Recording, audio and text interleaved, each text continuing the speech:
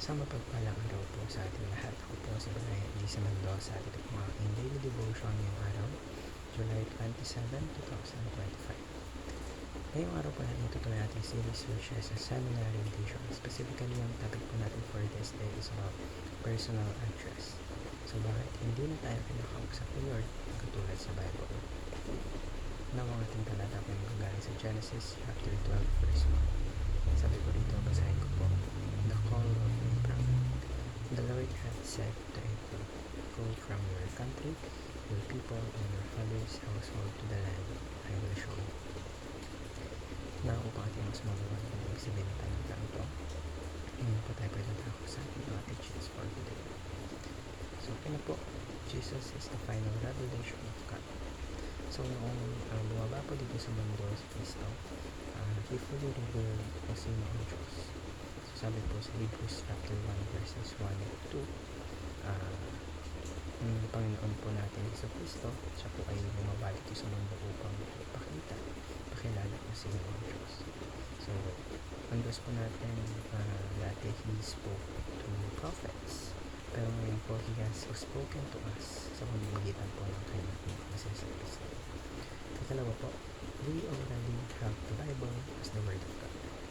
So yung Bible po, it is the original, it's the complete and it's the complete Word of God wherein we can find it trustworthy. So everything God wants us to know, doon po natin makikita about sa Diyos, yung salvation, kung paano po tayo mamumuhay with faith. So doon po yung nakasulat. So kumbaga ito yung overall guide natin. Ikatlo po, God speaks to us through the Word of the Spirit and the Spirit. So even if hindi natin narinig ang boses ng Diyos, siya po ay nagsasalita pa rin through Scripture and syempre through the Holy Spirit. So pag nabasa po tayo ng Biblia, yung Espiritu po tinutulungan po tayo na maintindihan, ma-apply natin ito sa ating mga buhay. So ngayon po tayo pagdadako sa ating application. So ito po yung mga dapat natin gawin.